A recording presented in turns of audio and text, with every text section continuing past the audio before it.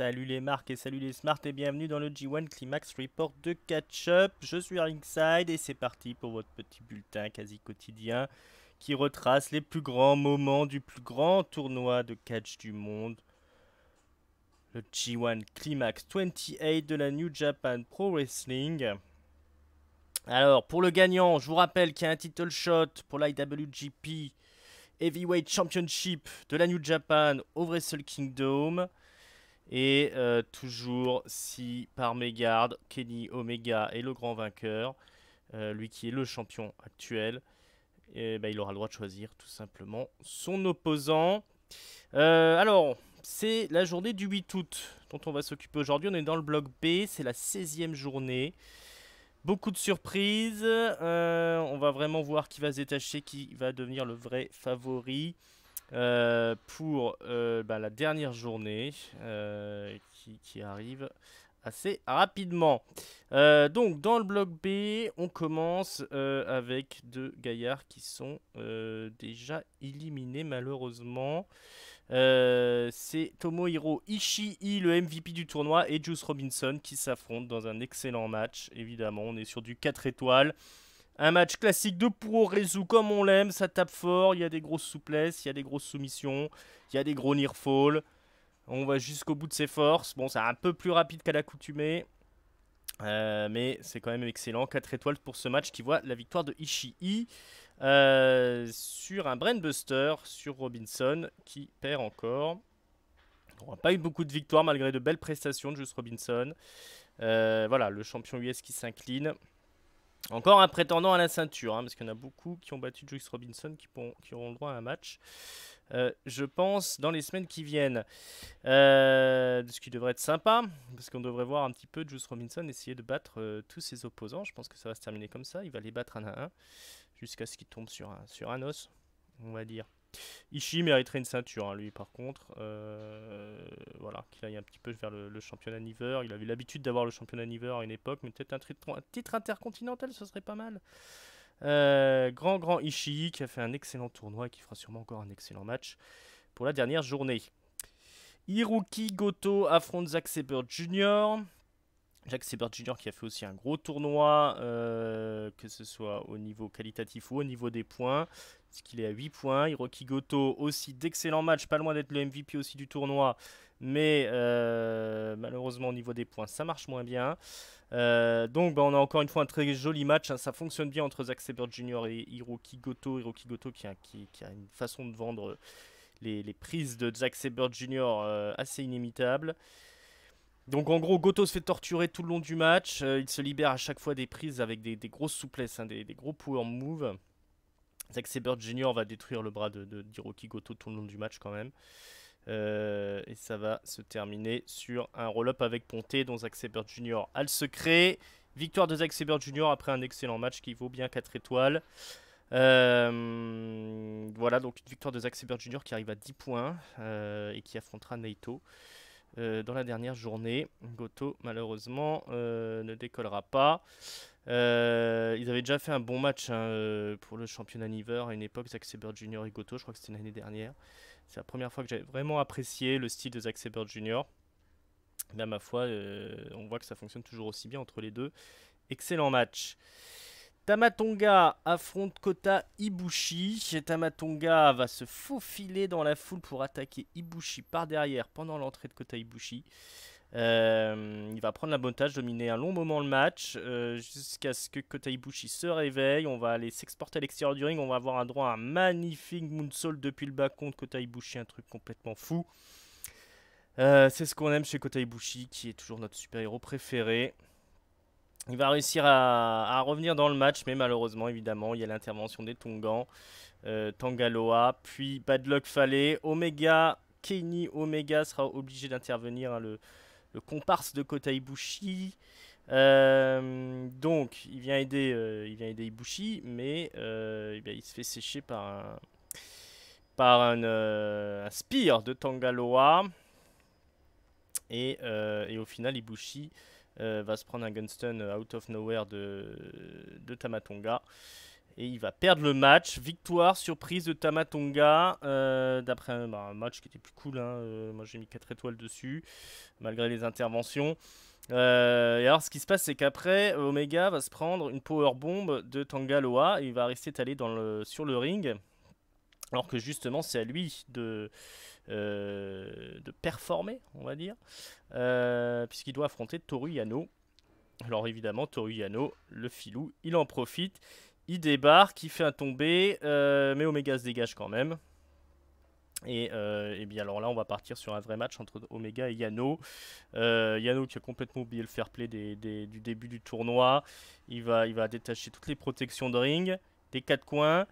Il va s'en servir pour taper sur Omega, mais Omega rentre dans le jeu, donc on va avoir des batailles de protection de ring qui ressemblent plus à des batailles de pelochon, mais c'était rigolo. Notamment Yano va étaler les 4 protections par terre, il va faire une souplesse avec Omega pour le faire atterrir sur les protections, mais du coup ça fera rien du tout en fait, parce que comme c'est des protections, forcément c'est moins dur que le sol du ring. C'est assez marrant. Il va y avoir un double coup bas de Yano dans les parties qui va toucher à la fois Omega et à la fois l'arbitre. L'arbitre sera assez impliqué dans le match. On va aller à l'extérieur du ring. Yano va attacher Kenny Omega avec des straps au bras d'un des Young Lions qui traînait par là, Narita. Donc là, Omega va réussir à revenir dans le ring, toujours attaché aux Young Lions.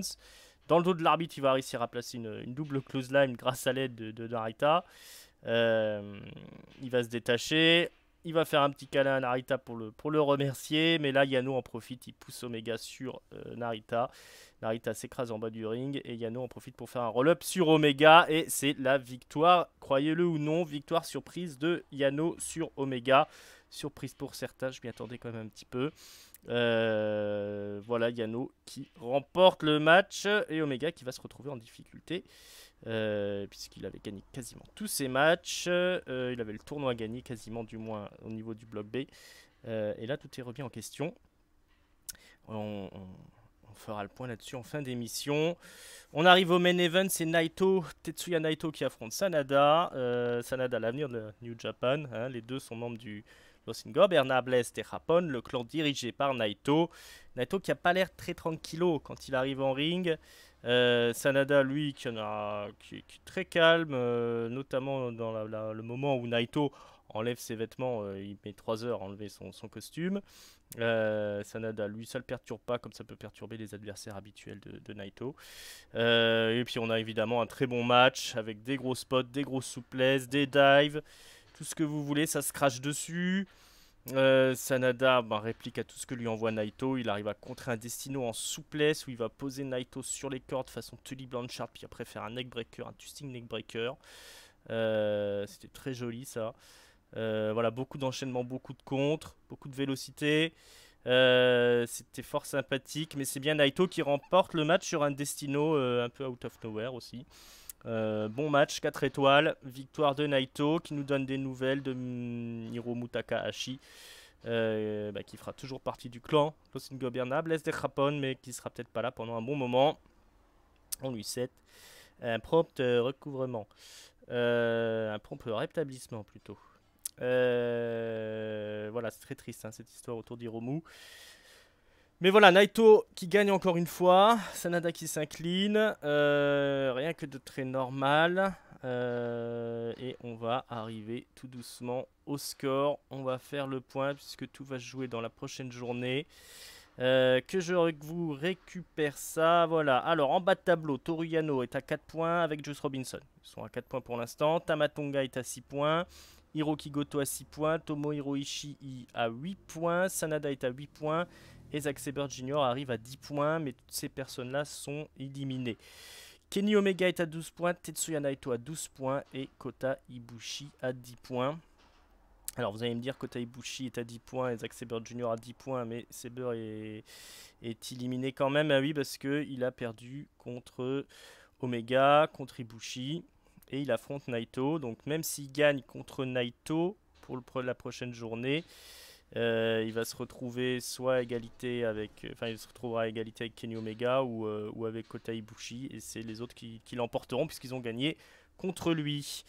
Tetsuya Naito donc à 12 points, donc Voilà ce qui se passe.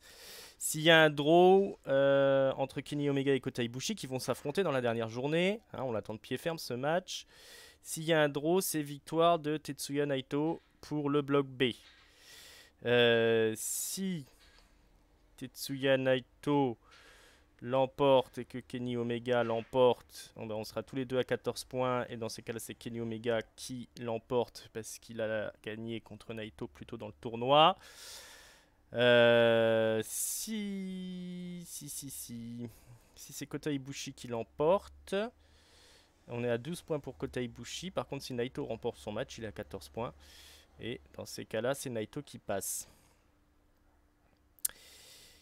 Voilà. Donc, faut que Naito gagne son match. Il faut qu'il y ait un des deux qui... Si Naito remporte son match, Kota Ibushi il est éliminé. Même s'il remporte contre Kenny Omega. Donc pour que Ibushi gagne, voilà, soyons clairs. Pour que Ibushi gagne, il faut que Naito perde son match. Pour que Kenny Omega l'emporte, il faut qu'il batte Ibushi. Et que... et voilà, il faut qu'il batte Ibushi tout simplement. S'il perd contre Ibushi, et ben tout le monde est à égalité, sauf si Tetsuya Naito gagne, qui sera à 14 points. Si Naito perd et que Kenny Omega perd, c'est Kota Ibushi qui va en finale, puisqu'il aura gagné contre Naito et contre Omega. Voilà les trois qui sont en jeu. C'est un petit peu compliqué, mais en tout cas, il y a du suspense à 200%. Et tout ça se terminera bientôt. On sera là pour vous chroniquer tout ça, je serai là. Et puis voilà, donc bah écoutez, c'est encore une belle journée, hein, que des matchs à 4 étoiles. Le fameux bloc B, le bloc de la mort. Et ma foi, je ne vais pas vous embêter plus. Je vous remercie de nous avoir écoutés. Hein, dans la description en bas, vous savez toutes les adresses où on est. N'oubliez pas de vous abonner sur la chaîne Catch Up pour avoir aussi les reviews des shows de la WWE qui arriveront en fin de semaine.